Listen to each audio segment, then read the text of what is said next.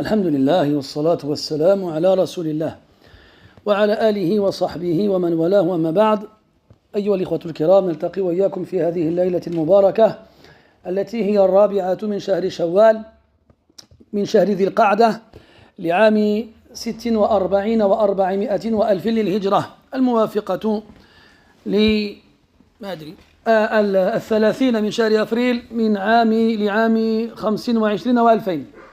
كعادتنا في ليالي الخميس نفتح كتاب الإمام أبي عبد الله محمد بن إسماعيل البخاري رحمه الله تعالى، الذي أفرد الأدب فيه بالذكر فسماه بالأدب المفرد. وكنا قد ختمنا بحمد الله عز وجل قراءتنا للباب 93 بعد 200 في لقائنا الأخير، والليلة بإذن الله عز وجل نشرع في قراءة الباب الذي بعده، وهو بعنوان الدعاء إذا خاف السلطان. فنسأل الله تبارك وتعالى أن يمن علينا بالإخلاص والصدق في القول والعمل، وأن يرزقنا التوفيق، وأن يعيننا على طلب العلم والازدياد منه والعمل بمقتضاه، وأن يجعله حجة لنا لا علينا.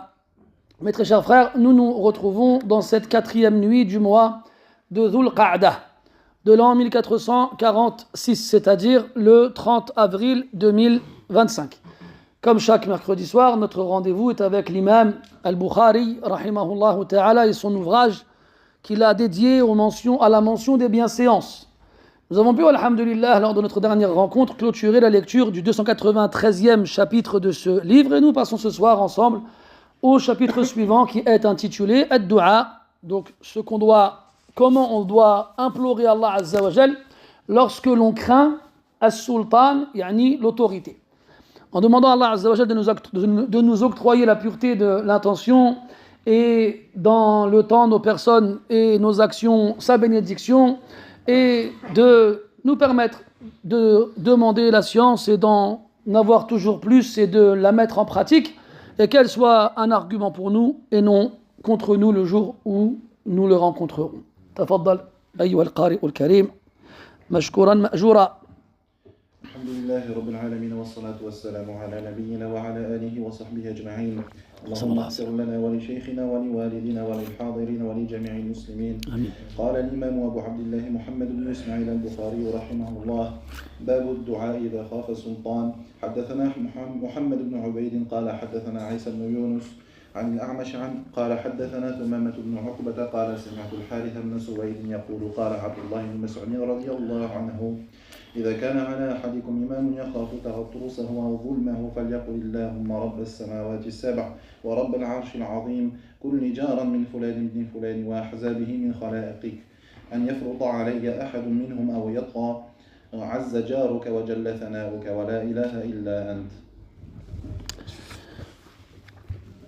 بارك الله فيك. الحديث الأول، وجميع أحاديث الباب موقوفة عن الصحابة الكرام رضي الله عنهم وأرضاهم.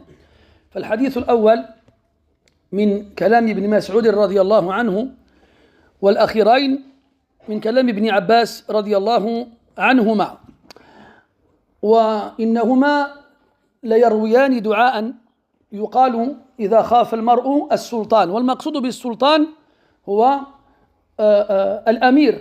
الأمير الذي يظلم على الرعية، لأن الخوف المقصود هو خوف لأجل أمر لا يستحق المرء مثله، كأن يريد السلطان أن يمسه بسوء أو أن يعتدي على ماله أو أهله أو أن يدخله الحبس من غير جريمة ارتكبها. تفضل. من غير جريمة ارتكبها، فعندئذ يحق للمرء أن يخاف السلطان. أما إن كان المرء مجرما قد اعتدى على غيره واستحق العقوبة من السلطان، فعندئذ لا يجوز له ذلك، بل يجب عليه أن يسلم نفسه إليه حتى يأخذ على يديه ويقيم عليه الحد ويحفظ الناس من شره. ويجوز أيضا إن كان المرء ظالما لكن غلب على ظنه أن السلطان سيعاقبه عقوبة فوق ما يستحقه فعندئذ يجوز له أيضا أن يكون معنيا بهذا الباب. فإذا كان المرء في مثل هذه الأحوال وخاف بطش السلطان وظلمه واعتداءه عليه فيجب عليه أن يلتجئ إلى أقوى الأقوياء وأعظم العظماء وأكبر الكبراء ألا وهو رب العزة سبحانه وتعالى، ولا سبيل إلى ذلك إلا من خلال الدعاء. وهنا عبد الله بن مسعود رضي الله عنه وكذلك عبد الله بن عباس رضي الله عنهما يعلماننا دعاء يقوله المرء في هذه الحال. Déjà le titre du chapitre, الدعاء إذا خاف السلطان. Donc ici l'auteur rahimahullah ta'ala va nous enseigner un dua à dire lorsque l'on craint as-sultan. Quand on parle de sultan, on parle de l'autorité, du représentant de l'autorité. Donc le gouverneur ou celui qui le représente. Maintenant, est-ce que ce dua, on va le faire quelle que soit la cause de la peur que l'on a vis-à-vis de cette autorité-là? La réponse est non. Si ce gouverneur ou cette autorité ou ce représentant de l'autorité est connu pour être injuste et la personne en question n'a rien fait et le gouverneur lui veut du mal, soit il veut le punir pour une chose qu'il n'a pas faite, ou soit il veut le mettre en prison, ou soit il veut prendre ses biens ou d'autres choses de ce genre-là, alors c'est de lui qu'on parle dans ce chapitre. Quant à la personne qui a commis un crime, une personne qui a fait du mal, qui s'en est pris à autrui ou à ses biens et qui s'est enfui et qui est recherché par les autorités et qui lui se cache pour éviter et pour échapper à la punition qu'il mérite, alors ce n'est pas lui qui est visé par ce chapitre-là. À moins qu'il sache que le gouverneur ou le juge qui s'occupera de lui le punira exagérément par rapport à ce qu'il mérite. Donc à ce moment-là, est-ce qu'il pourra faire ce genre de dua pour qu'Allah le préserve du mal de cette autorité-là? Inch'Allah, oui. Et donc tous les hadiths de ce chapitre-là sont mawqouf. Quand on dit mawqouf, c'est que celui qui parle, c'est un compagnon du prophète alayhi salatu wassalam, mais pas le prophète lui-même alayhi salatu wassalam. لكن قد يقال أن مثل هذه الأمور لا تقال من قبل الرأي والاجتهاد، فالظاهر أن لها حكم الرفع. Cependant, quand on voit ce genre de choses, quand Ibn Mas'ud et Ibn Abbas radiyallahu anhuma disent aux gens, quand vous craignez telle situation, alors dites telle formule de supplication, il est fort probable qu'ils aient entendu cela de la bouche du prophète alayhi salatu wassalam et qu'il l'ait transmis sans lui attribuer cette parole-là. Donc leur parole aura donc le jugement de la parole du prophète alayhi salatu wassalam, même si ils n'ont pas dit clairement que ça venait de lui. Parce que ce genre de choses-là ne peuvent pas être le fruit d'un avis ou d'un effort de réflexion, d'une opinion, mais ça ne peut être que le fruit de la révélation. قال عبد الله بن مسعود رضي الله عنه إذا كان على أحدكم إمام بمعنى الكلمة، يعني الإمام الأعظم الذي هو على الناس، فالإمامة قسمان: إمامة عظمى أو كبرى وإمامة صغرى. فأما الصغرى فهي التي يؤم بها الإمام الناس في المسجد لأداء الصلوات، والإمامة الكبرى هي للأمير الأعظم أو نوائبه. Donc quand il dit رضي الله عنه, lorsque l'un d'entre vous إذا كان على أحدكم إمام, lorsque l'un d'entre vous a un imam. Quand il parle d'imam ici, il fait référence à l'imam al-kubra, le grand imam. Parce qu'il y a deux types d'imam, un petit et un grand. Le petit, c'est celui de l'imam à la mosquée qui va diriger la prière obligatoire avec les musulmans derrière lui. L'imam al-kubra, la grande imama, c'est le fait d'être à la tête des gens et de leur faire office de gouverneur et d'autorité. Que ce soit lui directement ou ceux qu'il a désignés pour le représenter dans différentes régions. ومنه قوله عليه الصلاة والسلام: سبعة يظلهم الله في ظله يوم لا ظل إلا ظله وبدأ بالإمام العادل والمقصود بالإمام في هذا الحديث الإمام الأكبر comme dans le hadith d'Abi Huraira radiallahu anhu dans lequel le prophète alayhi salatu wassalam il dit que 7 types de personnes seront sous l'ombre du trône d'Allah le jour où il n'y aura d'autre ombre que la sienne et il a commencé par l'imam juste l'imam yani le gouverneur celui qui est à la tête des gens إذا كان على أحدكم إمام يخاف تغطرسه التغطرس بمعنى التكبر وهذا التغطرس خليط بأمرين أو من أمرين بالتكبر وبالإعجاب بالنفس فهذا المتغطرس ما وصل إلى هذا الحد إلا لأنه ينظر إلى نفسه بعين الافتخار وينظر إلى عينه بعين الاحتقار التغطرس c'est un terme qui vise un degré d'orgueil élevé et plus précisément c'est un mot qui inclut qui est composé de 2 éléments l'orgueil donc mépriser les gens et les dénigrer ne leur donner aucune importance et être imbu de sa personne se regarder avec fierté et vantardise et amour et fatuité, etc., etc. Donc, at-taghatrus, c'est ça. C'est quelqu'un qui se surestime et qui méprise les autres. Et هذا قد يكون في كثير من الناس لكن يكثر سببه لمن ولي على الناس. Ça, ce genre de comportement, on le retrouve chez beaucoup de gens, pas forcément chez des gouverneurs. ولكن plus on a de pouvoir, plus on a des responsabilités sur les autres, plus ce genre de choses ont tendance à se manifester. قال تغطرسه أو ظلمه فهذا يجب قال إذا كان على أحدكم إمام يخاف تغطرسه أو ظلمه هذا يدل على أن هذين الأمرين قد وقع منه ولذلك يخاف منهما فيه أما إذا كان مجرد توقع أو وهم لا حقيقة وراءه فهذا لا يكفي وليس عذرا. Donc quand il dit radiallahu anhu que cet imam est imbu de sa personne et orgueilleux et injuste envers les gens, on ne pourra le considérer ainsi que si c'est déjà arrivé de sa part. On l'a vu agir ainsi. C'est une certitude, c'est une réalité.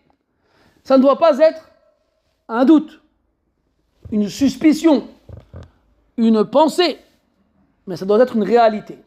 Si c'est juste une crainte, qu'il n'y a pas quelque chose qui la rendrait concrète, alors ça n'est pas celui-ci qui est visé par cette parole.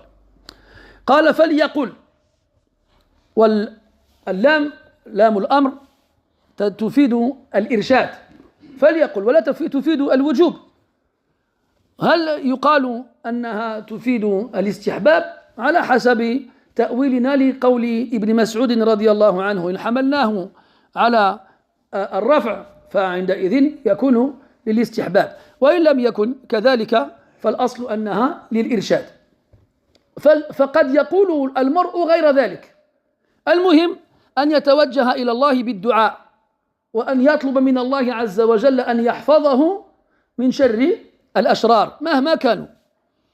Il a dit qu'ils disent فليقل. Et ici on a l'impératif, enfin c'est pas vraiment l'impératif, c'est le mudari' qui est précédé de l'am al-amr qui lui donne le sens de l'impératif. Maintenant, on a dit tout à l'heure que ce n'était pas que même s'il n'attribuait pas la parole au prophète alayhi salatu wassalam, ça a le jugement de la parole du prophète alayhi salatu wassalam. Donc à ce moment-là, cet ordre sera interprété comme étant quelque chose de recommandé. Et si c'est recommandé, alors, si tu dis cela, tu seras récompensé. Si par contre on dit que ça vient d'Ibn Mas'ud radiyallahu anhu et qu'il ne l'a pas tiré du prophète alayhi salatu wassalam, alors quand tu dis faliyaqul, c'est qu'il nous dirige vers cette formule, sans pour autant qu'elle soit recommandée dans le sens que les fuqaha lui donnent. Et ça veut dire en fait que ce qui compte, c'est pas qu'il respecte à la lettre la formule qu'il va citer, mais que si quelqu'un craint de la part d'un gouverneur une injustice ou autre, qu'il ait comme réflexe de s'en remettre à Allah Azza wa Jal et de l'implorer et le supplier. فليقل اللهم رب السماوات السبع ورب العرش العظيم. وهذا أمر كثيرا ما تحدثنا عنه، فإن معنى الرب أنه الخالق المالك المدبر للسماوات السبع، وكذلك العرش فهو خالقها ومدبر أمورها ومالكها. وهذه المخلوقات العظام لا بد أن يكون خالقها ومالكها ومدبر أمورها أعظم، ولا وجه للمقارنة بين عظمة الله عز وجل وعظمة غيره، بل كل شيء بالنسبة له هين حقير، وهو العظيم الكبير سبحانه وتعالى. Donc il a dit, il commence en disant Allahumma rabb as-samawati as-sab'i wa rabb al-arsh al-azim. Al-Rabb, on traduira en français par le Seigneur. Mais on a vu de nombreuses fois que ce terme-là impliquait plusieurs éléments. Déjà le créateur, ensuite le possesseur, ensuite le régisseur. Et si ces créatures-là ont besoin de subsistance, alors le pourvoyeur. Et donc il fait référence aux 7 cieux, qui font partie des créatures les plus immenses et les plus grandioses. Et il a dit Al-Arshi Al-Azim, le trône immense, le trône grandiose. Et donc le trône et les 7 cieux figurent parmi les créatures les plus immenses et les plus grandioses. Et donc forcément, celui qui en est le Seigneur est, bien entendu, infiniment plus grandiose et plus immense. Et c'est lui le possesseur de ces créatures-là, et c'est lui le régisseur de tout ce qui touche à leurs affaires. C'est lui. Donc ici, on natawassalu birububiyyati Allah tabaraka wa ta'ala li makhluqatihi al-'idham. فإذا كان ربا لهذه المخلوقات العظيمة ويمسكها ويدبر أمورها، فما كان دون هذه المخلوقات من باب أولى وأحرى. Donc si Allah tabaraka wa ta'ala, le créateur et le possesseur et le régisseur de ces créatures immenses, en commençant par le trône qui est la plus immense et la plus grandiose des créatures, puis les 7 cieux, tous ensemble, alors forcément toutes les créatures qui leur seront inférieures rentreront dans cette possession et création et gérance encore en priorité. En priorité. Et ça correspond à ce qui va suivre après. ورب العرش العظيم كل جارا. الجار هنا ليس بمعنى الذي يسكن بجوار بيتك، لا، المقصود بالجار هنا المجير، من الفعل أجار يجير وهو الإبعاد. كل مجيرا، ويتضمن أيضا معنى آخر وهو العون. فالجار يجيرك من عدوك ويعينك عليه، هذا هو المقصود بالجار.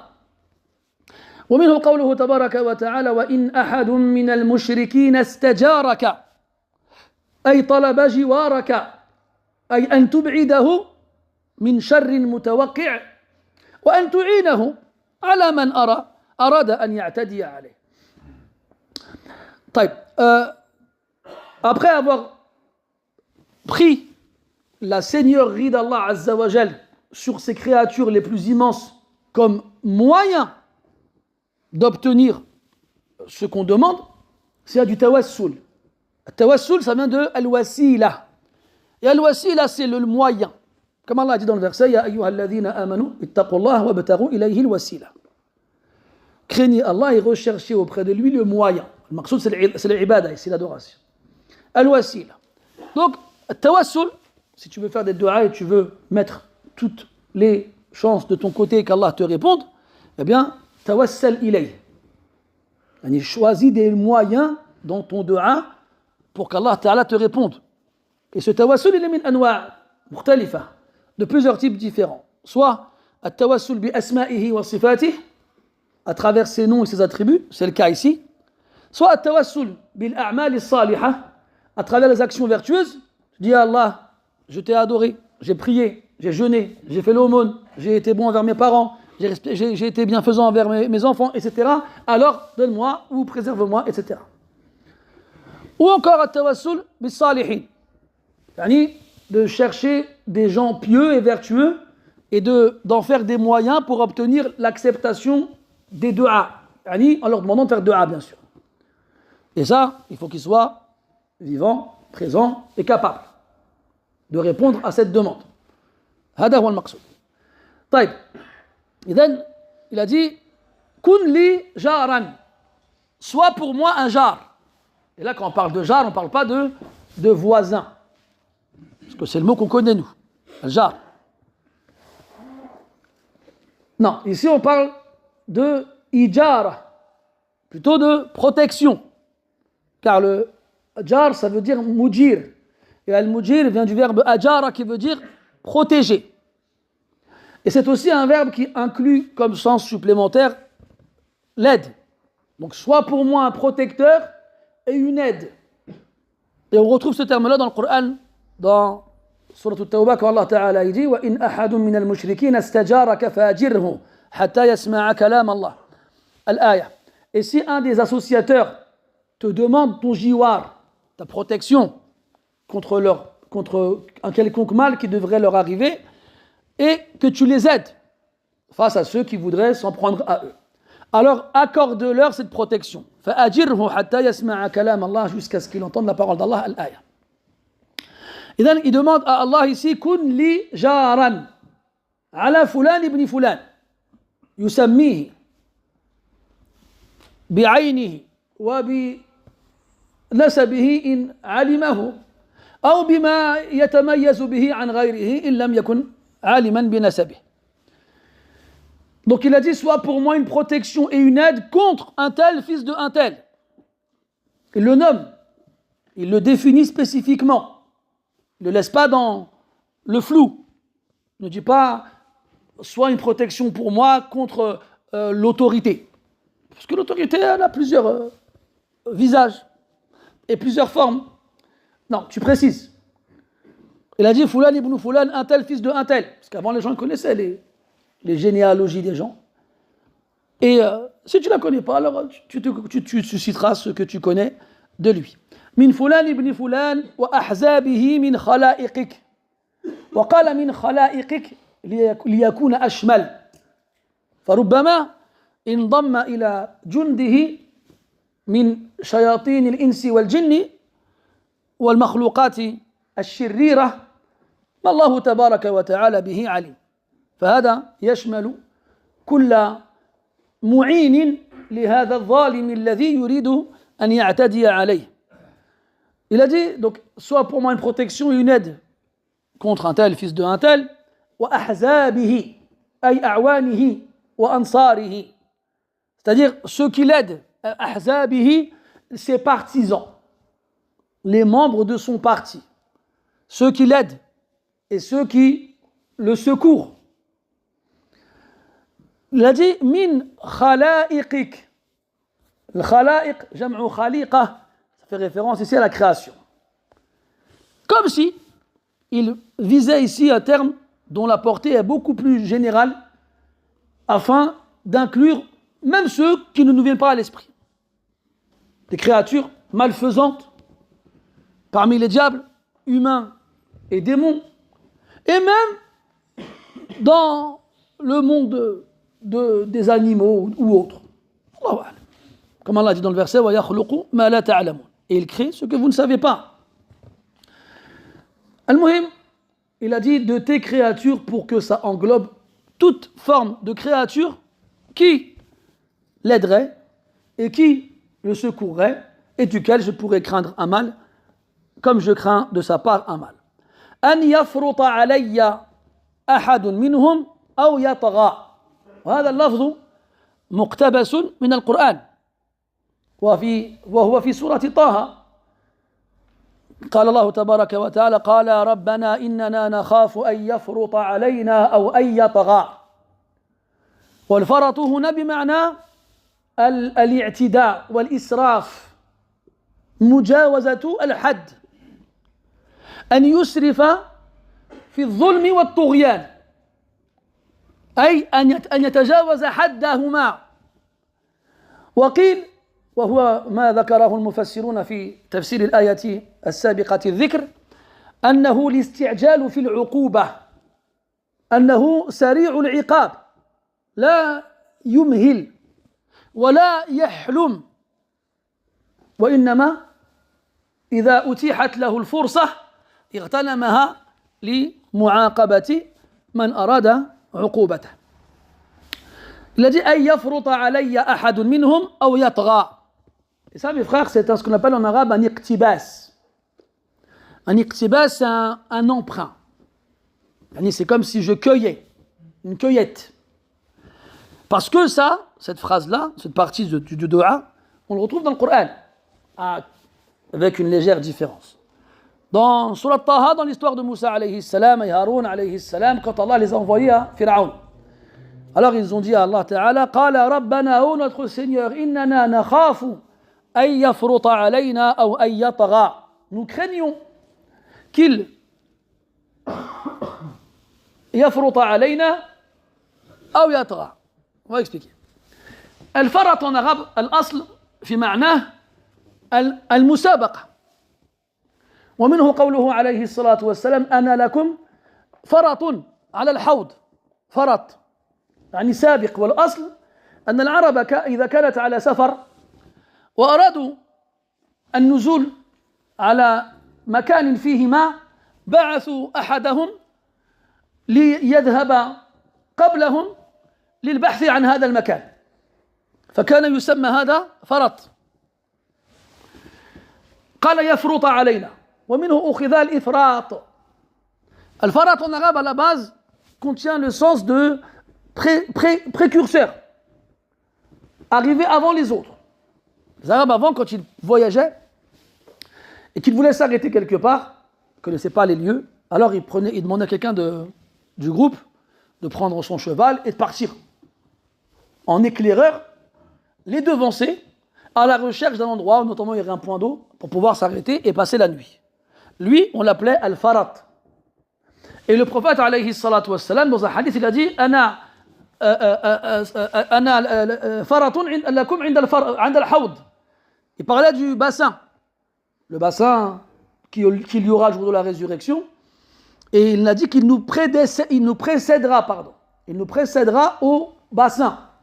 Anas radiyallahu anhu lui a dit si je ne te trouve pas le jour de la résurrection, où est-ce que je pourrais te retrouver? Il lui a dit inda al-hawd. Tu me retrouveras au bassin.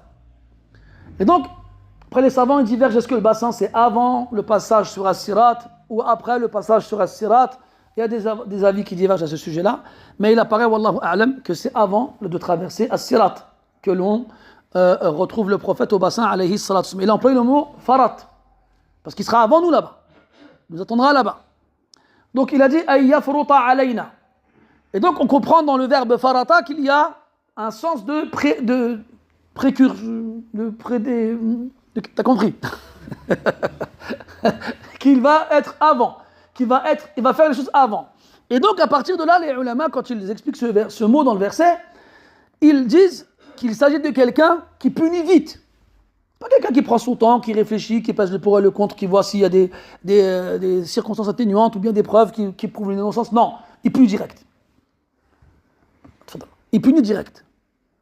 Et d'autres ils ont dit que al-farat, ça veut dire l'excès, ça veut dire l'exagération, ça veut dire le fait de dépasser les limites. Et donc à ce moment-là, ça voudrait dire qu'il va dépasser les limites dans sa façon de se comporter avec nous, dans sa punition, etc. Mais ce sens-là, on le retrouve dans Tara. Tara, ma'nahu mujawazatul had. ومنه قوله تعالى إنا لما طغى الماء حملناكم في الجارية يعني لما خرج الماء من سريره. Mais le verbe tara à la base il veut déjà dire dépasser les limites. Tara, qu'on traduit en français par se rebeller. Dans le sens, c'est pas faux, mais c'est pas ça qui est vraiment visé. Tara, ça veut dire sortir de ses limites. Comme on dirait en français, sortir de ses gonds.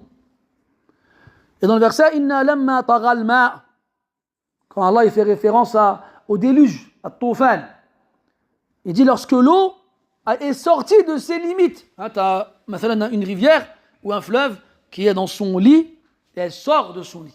On dira Tara quand elle sortira de sa place appropriée. Et donc, at-Turiyan, ça veut dire dépasser les limites. Donc à ce moment-là, soit ce sera un ta'kid ma'nawi, soit on emploie deux fois le même sens mais avec des verbes différents, soit chaque verbe, il vise une chose en particulier. Ça c'est plus éloquent dans le sens. C'est que le premier, il vise la précipitation dans la punition, et le second, il vise le dépassement des limites. Et on craint de cette personne-là, de cet imam orgueilleux, imbu de sa personne et injuste, qu'il n'agisse ainsi envers nous. ثم قال عز جارك. وعز يتضمن ثلاثة معاني: القوة والغلبة والمنعة. فجارك الذي حظي بجوارك قوي وله الغلبة وقد جعلته في منعة مما يخاف. عز جارك وجل ثناؤك. وجل ثناؤك، جل بمعنى عظم، والثناء هو الحمد إذا تكرر. فالحمد وصف المحمود بالكمال محبة وتعظيما، فإذا تكرر صار ثناء، وإن نزع منه التعظيم والمحبة صار مدحا. عز جارك وجل ثناؤك ولا إله إلا أنت، وفي رواية ولا إله غيرك. وهذا أحسن في مناسبة الألفاظ، وإلا فالمعنى واحد، أي لا معبود بحق إلا أنت. Puis on finit avec du thana. Le thana, c'est quoi? C'est des éloges, des louanges. Il dit Azza jaruk. Donc, on a dit tout à l'heure Kulli jaran ala fulan ibn fulan. Soit pour moi un protecteur et une aide. Après il dit Azza jaruk.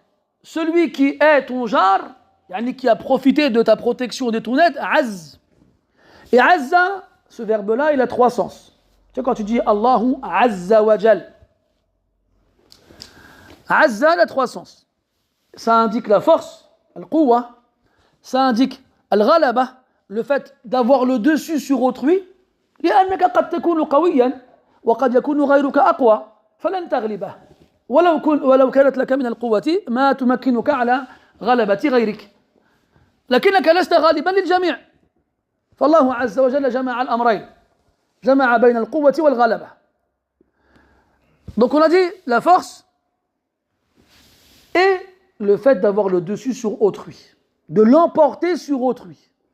Je ne sais pas si c'est moi qui est plus soporifique, qui suis plus soporifique que d'habitude, mais j'ai l'impression que vous êtes vraiment fatigués aujourd'hui. Hein. Parce qu'entre les frères qui m'ont montré leurs molaires les plus lointaines, ceux qui se lèvent plusieurs fois de suite pour aller se mouiller le visage, et ceux carrément qu'on a perdus en cours de route, je se réveille les frères, hein.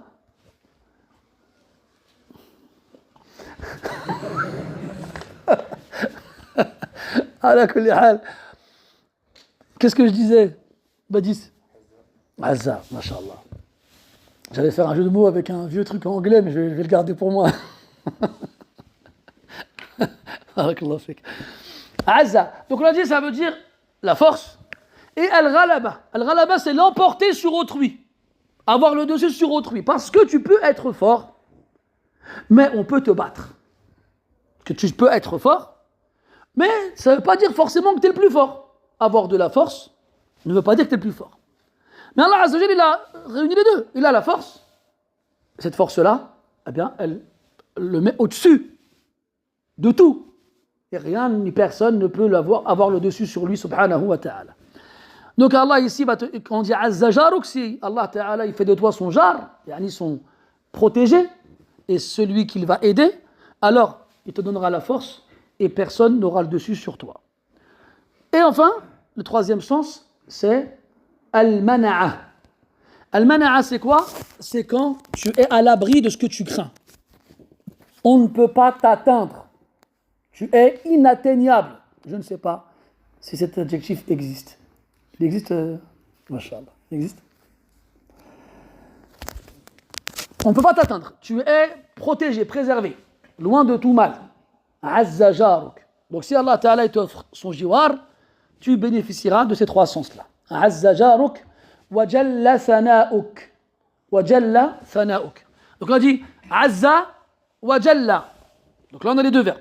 Quand tu entends Allahu Azza wa jal, ben là maintenant tu sais ça veut dire quoi. Azza wa jalla ay azuma. Jalla à la base, c'est quelque chose d'immense. Quelque chose d'immense.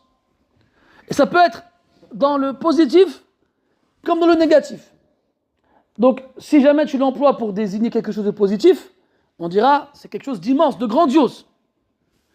Et si c'est quelque chose de négatif, on dirait que c'est quelque chose de grave, de terrible.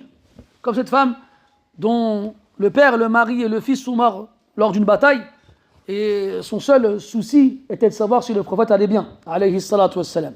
Quand on lui a dit que le prophète allait bien, elle a dit kullu musibatin dunaka jalal. En gros, toute catastrophe en dehors du fait de te perdre est insignifiante. En gros, c'est pas grave. Jalal. Donc Jalla, c'est quelque chose d'immense. Dans le verset falamma tajalla rabbuhu. Al-Maqsoud, quelque chose d'immense. Et donc ici, on caractérisera le sens par rapport au contexte. Jalla thana'uk. Al-thana, c'est les éloges. Et al-thana, les éloges, c'est al-madh, al-hamd, pardon, la louange lorsqu'elle se répète. Donc quand tu vas décrire quelqu'un avec des attributs de perfection et que le moteur qui te pousse à agir ainsi, c'est l'amour et la glorification, alors on appellera cette description hamd. En français, louange. Si je décris quelqu'un avec des attributs de la perfection sans l'aimer ou le glorifier, mais parce que je veux quelque chose d'autre, ce sera du madh, des compliments, à l'image du corbeau et du renard. Le corbeau, il voulait du fromage. Non, c'est le renard qui voulait du fromage. Et il a dit au corbeau, il a caressé dans le sens du poil, il lui a graissé la patte, il a dit que vous êtes joli, que vous êtes beau, etc., etc. Ah, le corbeau flatté, il ouvre le bec et hop, fait tomber le fromage. Ça, c'est quoi? C'est du madh ou du hamd? C'est du madh. Parce qu'il ne fait pas ça parce qu'il aime le corbeau et parce que pour lui, le corbeau, c'est le plus grand de tous. Non, c'est du madh. Mais toi, quand tu vas, t'es ton père, que tu aimes et respectes, tu vas lui dire, comme quand on était petit, oh, t'es le plus fort, t'es le plus grand, t'es le plus gentil, t'es le plus. C'est comme ça que tu vois vraiment ton père. Et donc, quand tu vas lui faire ce genre de compliment-là, c'est du hamd. Parce que pourquoi tu fais ça? Parce que tu l'aimes. Et parce que pour toi, c'est le plus grand de tous. On a tous dit, mon père, c'est le plus fort. On a même inventé des trucs, genre mon père, il fait du karaté, il a une ceinture noire alors qu'il limite, il regardait des films de Bruce Lee et tout. Al-Muhib, tout ça pour dire que c'est ça le hamd. Et le hamd, lorsqu'il se répète, il devient thana. D'ailleurs, dans le mot thana, tu reconnais quoi? Ithnan, ahsant. Tu vois, ithnan. Thannaytu. J'ai mis en deuxième position. Ithnan. Parce que ça se fait deux fois ou plus. Ça se répète. Al-thana. Il a dit Jalla thana'uk. Yani tes louanges, tes éloges sont grandioses. Elles sont grandioses. Parce qu'on va chercher les meilleurs attributs, les meilleurs mots, les meilleures formules de louange, parce qu'il est au-dessus de cela. Imam Ahmed, rahimahullah, dans un de ses ouvrages, il a mis dans la muqaddimah Anta kama wasafta bihi nafsak wa fawqa ma wasafaka al-wasifun. Il a dit, rahimahullah, parlant d'Allah Azza wa Jal, tu es tel que tu t'es décrit toi-même et au-dessus de ce que te décrivent ceux qui te décrivent. Et dans le dua, le Nabi disait alayhi salatu wassalam, la nuhsi thana'an alayk, anta kama athnayta ala nafsik. On ne peut pas quantifier les éloges que tu mérites. Tu es tel que tu t'es loué toi-même. Et dans le Coran, Allah il s'est loué lui-même.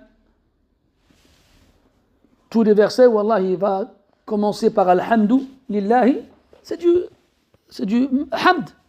Alhamdulillahi rabbil alamin ila akhirih. Et donc, on ne pourra pas faire mieux que ce qu'il a, comment il s'est décrit lui-même. Parce qu'il sait comment il est, nous on ne sait pas comment il est. En dehors de ce qu'il nous a donné comme information. Al-Maqsoud, Azza, Jalla Thana'uk. Jalla Thana'uk. Wa la ilaha illa ant. Et tu venais avec le tawhid, kalimatul tawhid, nul n'est digne d'être adoré en dehors de toi. Dans une version, la ilaha ghayruk. Et tu remarques la consonance, elle est plus appropriée. Azza jaruk, wa jalla thana'uk, wa la ilaha ghayruk. Ghayruk, illa ant. C'est pareil, au niveau du sens, c'est la même chose. C'est un outil qui exprime l'exception. Illa ghayr. Siwa, suwa, sawa. C'est des termes qu'on va utiliser pour exprimer l'exception. Donc nul n'est digne d'être adoré en dehors de toi. Ça c'est la version d'Ibn Mas'ud radiyallahu anhu. Donc quand tu tombes sur un imam, un gouverneur ou un de ses représentants, imbu de sa personne qui méprise les autres et qui est connu pour son injustice et qui veut te faire du tort alors que tu n'as rien fait pour mériter cela, alors tu dis ça. Allahumma rabba as-samawati as-sab'a wa rabba al-'arshi al-'azim kulli jaran على فلان ابن فلان أو من فلان ابن فلان وأحزابه من خلائقك أن يفرط علي أحد منهم أو يطغى عز جارك وجل ثناؤك ولا إله إلا أنت أو لا إله غيرك. نعم.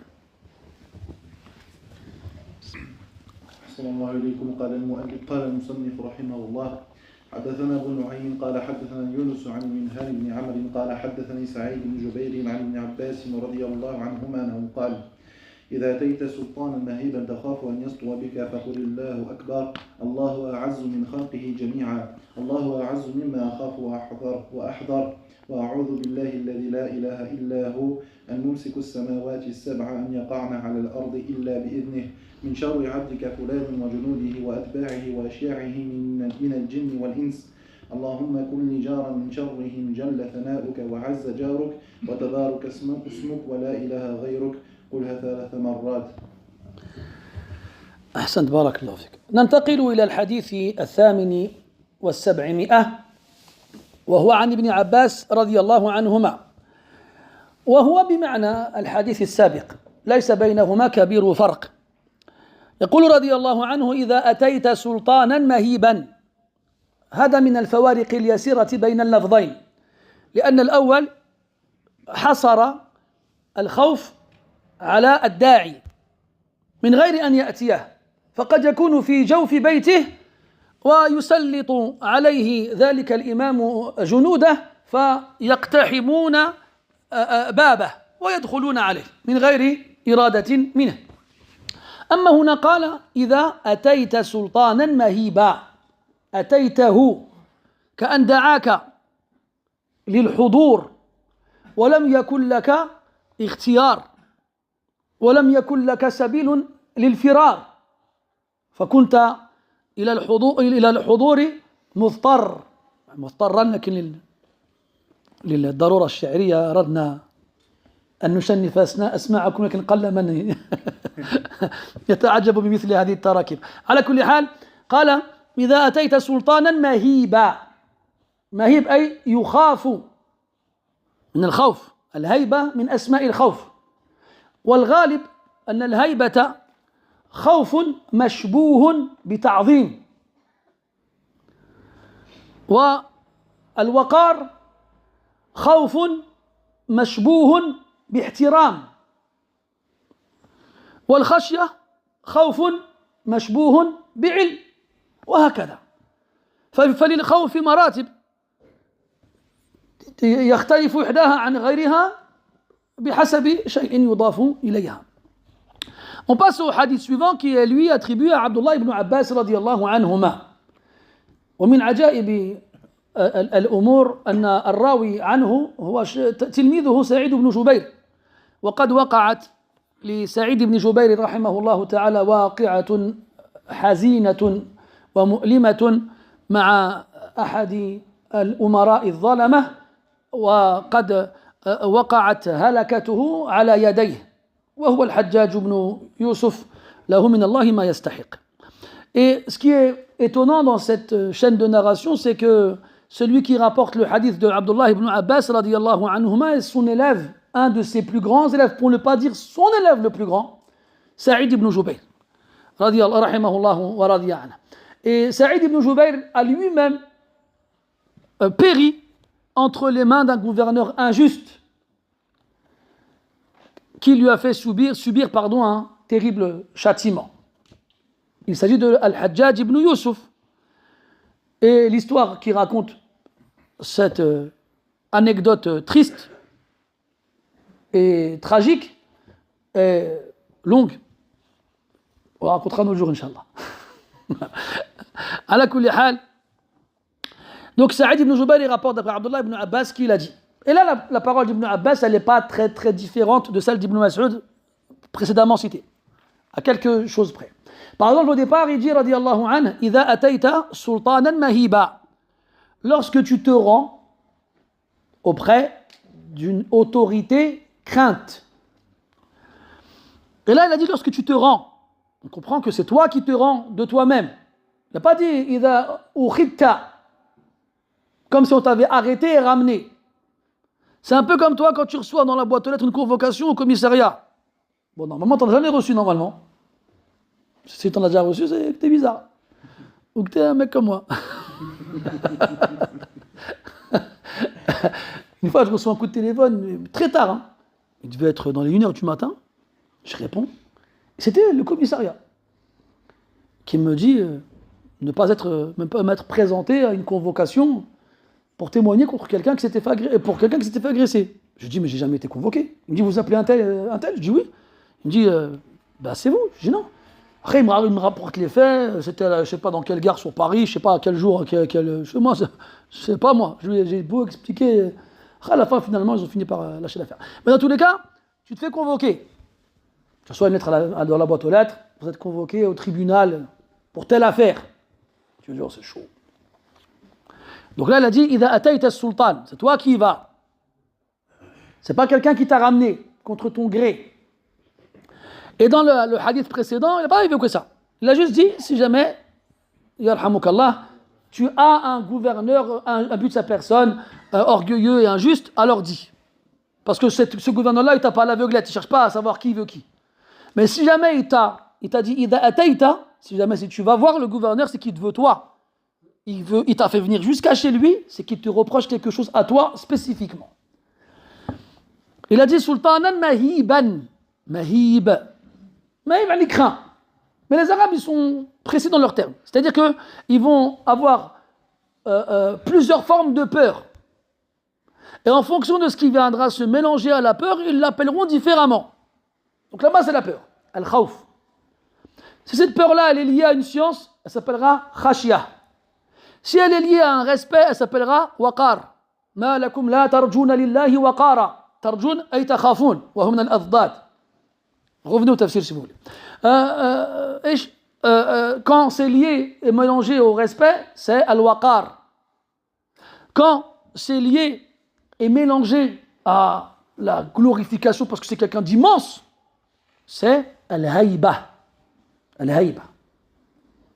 Une fois, il y a un homme, il s'assit devant le prophète, alayhi salatu wassalam, et il était tellement impressionné par le charisme du prophète, alayhi sallam, qu'il s'est mis à trembler. Et le prophète, il a voulu rassurer, alayhi sallam, pour lui. Il lui a dit, hawwin alayk, ma ana illa rajulun, kanat ummuhu ta'akulu al-qadida bi Makkah. Il lui a dit, calme-toi. Je ne suis qu'un homme dont la mère mangeait de la viande séchée à la Mecque. Quand il dit de la viande séchée, c'est pour faire référence à son niveau social. C'était une femme pauvre qui mangeait de la viande séchée. C'était le plat des gens pauvres. Al-Muhim, Mahib ay makhouf.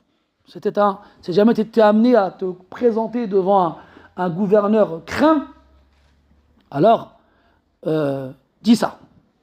Il a dit ثم بين نوع الخوف تخاف أن يسطو بك أي أن يقع بك بطشه وأن يقهرك ومنه قوله تبارك وتعالى وإذا تتلى عليهم آياتنا بينات تعرف في وجوه الذين كفروا المنكر يكادون يسطون بالذين يتلون عليهم آياتنا وبعض المغاربة يقولون عن المجنون الذي بلغ في الجنون الغاية هذا مسطي كأن الجنون قد استولى عليه بمثل ما قلنا. Après, il a mis en évidence la nature de cette peur-là.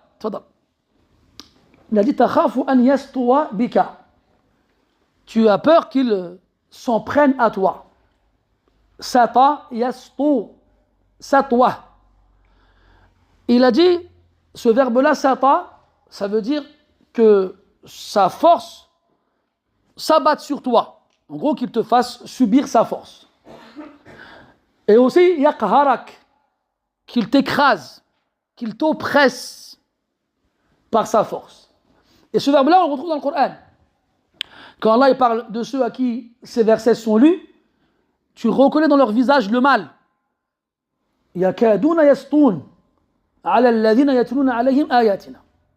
Peu ne s'en fallu qu'ils ne s'abattent sur ceux qui leur lisent nos versets. Et là, dans ce verset, il y a une ishara latifa jiddan wa jamila. Quand Allah, dans de nombreux versets, dit وَإِذَا تُتْلَى عَلَيْهِمْ آيَاتُنَا بَيِّنَاتٍ.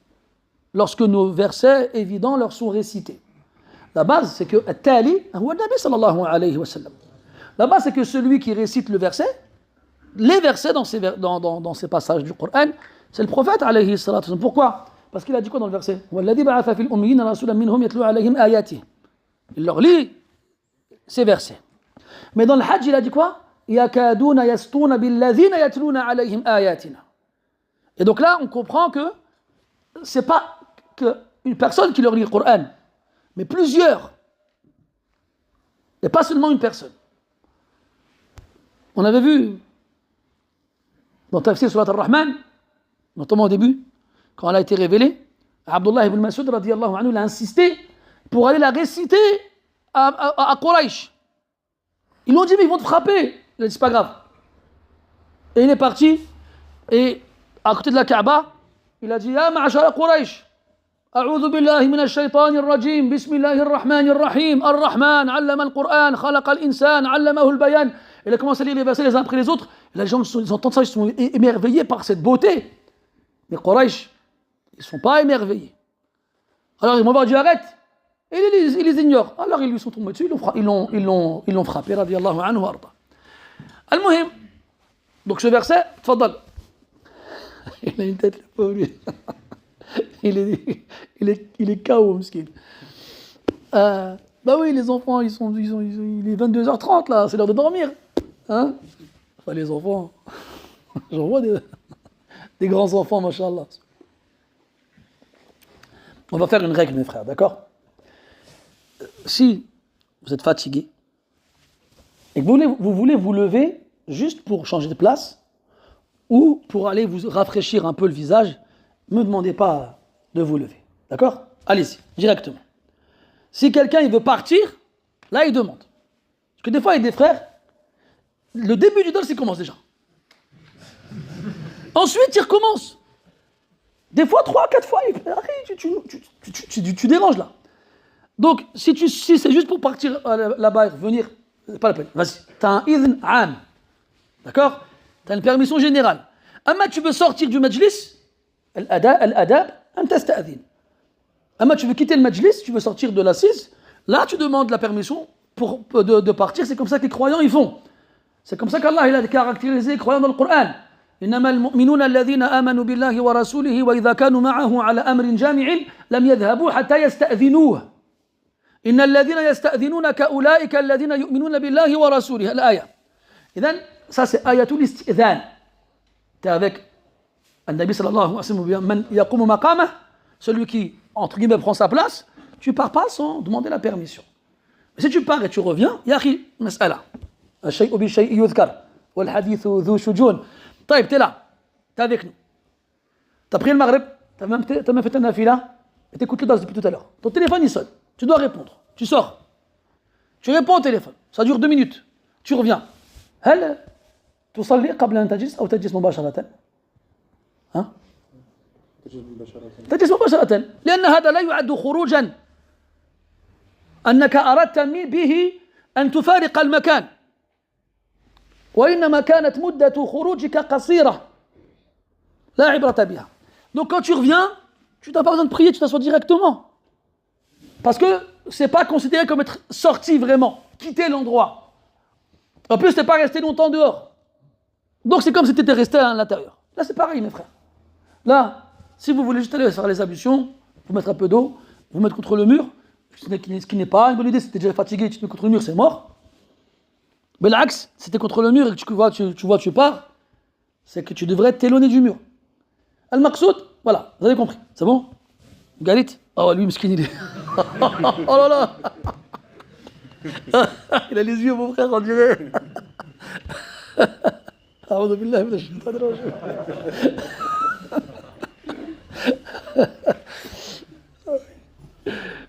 Qu'est-ce que je disais?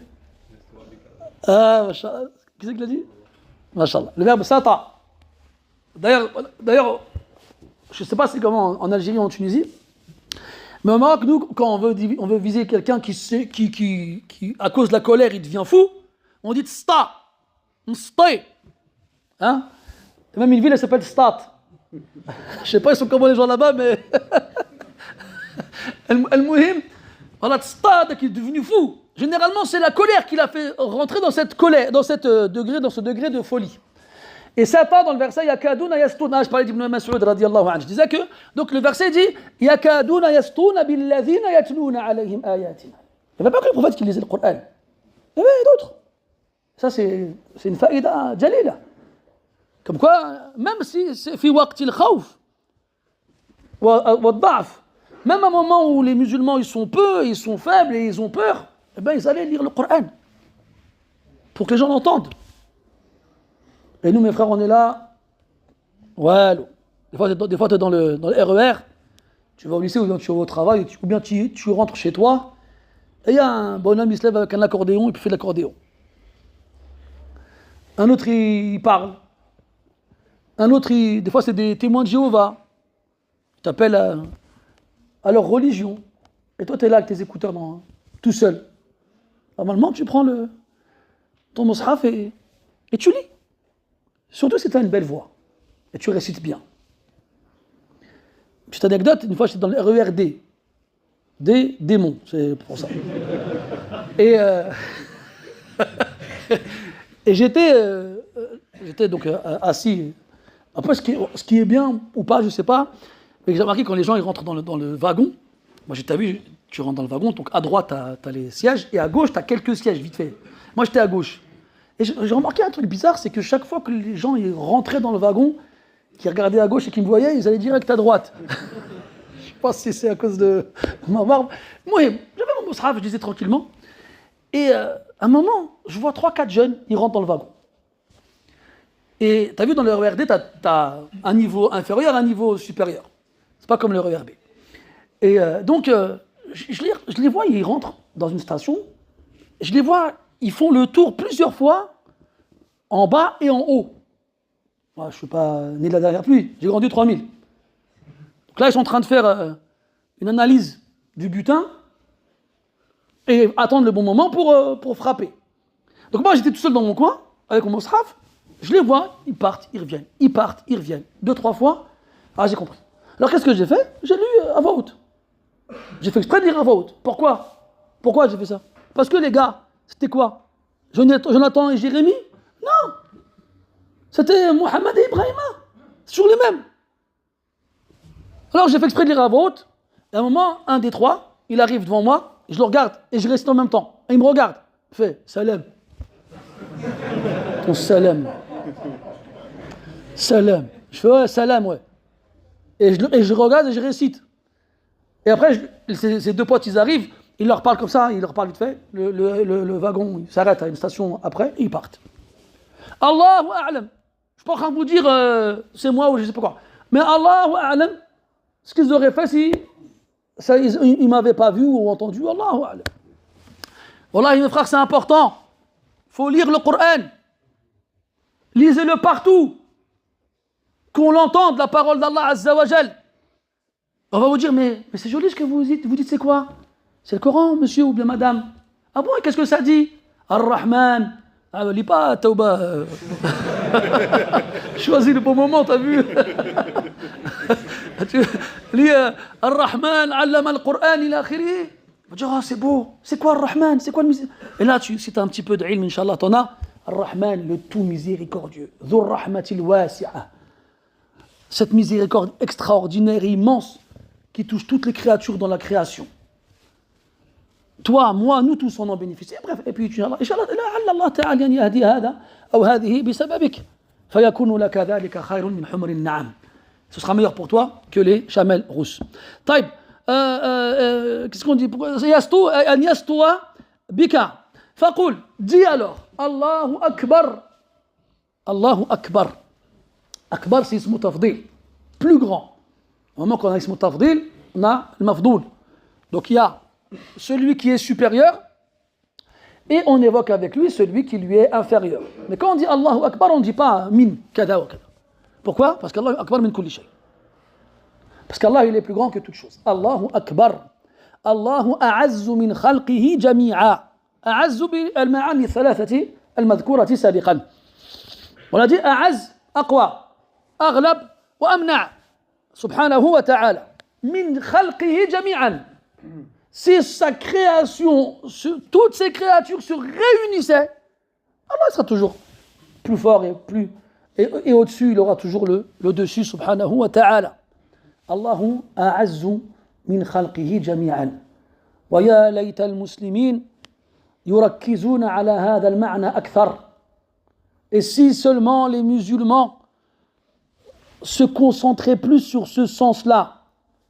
لأننا نسمع بعض المرجفين في المدينة بعض المنهزمين بعض مرضى القلوب يبثون في قلوب ضعفة العقول من المسلمين أننا إلى الهزمة محبوسين ولا سبيل إلى العزة والتمكين وقد نسوا أو تناسوا أن الله تبارك وتعالى قال وعد الله الذين آمنوا منكم وعملوا الصالحات ليستخلفنهم في الأرض كما استخلف الذين من قبلهم وأفيدك فائدة أخرى قبل ختام الدرس في الفرق بين قوله عز وجل وعد الله الذين آمنوا منكم وعملوا الصالحات وقوله تبارك وتعالى في آخر الفتح حيث قال وعد الله الذين آمنوا وعملوا الصالحات منهم.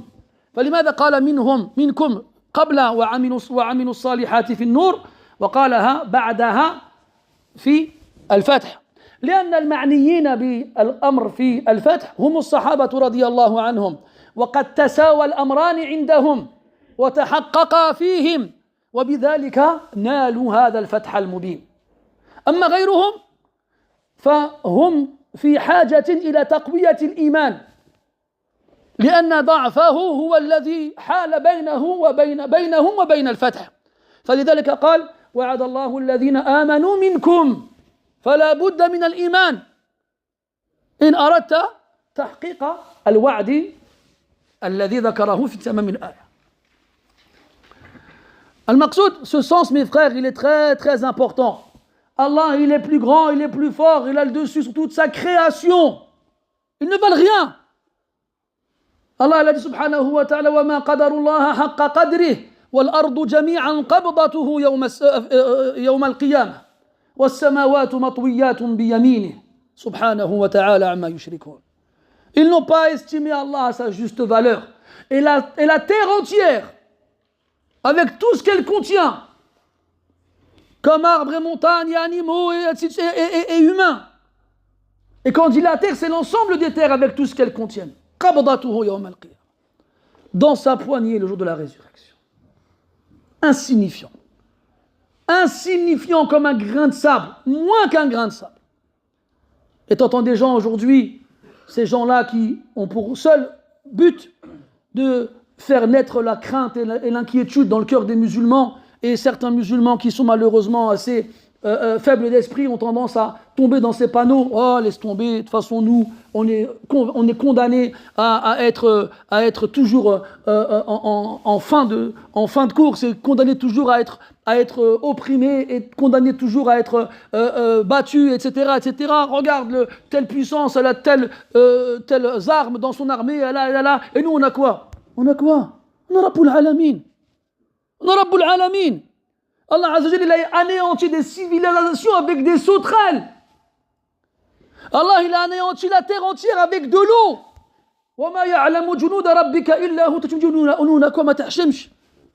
C'est pour ça Allah il a dit wa'adallahu alladhina amanu minkum. Allah il a promis à ceux qui ont cru parmi vous. Il a dit parmi vous en parlant de la foi. Après il a dit wa'amilu salihat. Et on fait des actions vertueuses. Parce que notre problème à nous, il n'est pas dans les actions. Regarde, les mosquées sont pleines. Regarde Mecca, elle est pleine à craquer. Tous les ans, il y a de plus en plus de pèlerins. Et pourtant, notre état, il ne change pas. Pire, au contraire, il ne fait que s'empirer. Notre problème, mes frères, il n'est pas dans les actions. Il est dans la foi. C'est pour ça que nous ne recevons pas ce secours qu'Allah nous a promis. Et regarde à la fin de l'Fath, quand Allah parle des Sahaba, radiyallahu anhum, il dit quoi? Wa'adallahu alladhina amanu wa aminu salihati minhum. Parce qu'eux, ils ont réuni les deux. Chez eux, la foi et les actions vertueuses étaient au même rang. C'est pour ça qu'Allah Ta'ala les a fait sortir des prairies dans lesquelles ils faisaient paître des moutons pour devenir les maîtres du monde. يبني الرجال وغيره يبني القرى شتان بين قرى ورجال. فنسأل الله تعالى أن يجعلنا من الذين آمنوا وعملوا الصالحات حقا. سبحانك اللهم وبحمدك نشهد أن لا إله إلا أنت نستغفرك ونتوب إليك وصلى الله على نبينا محمد وعلى آله وصحبه أجمعين والحمد لله رب العالمين وبارك الله فيكم.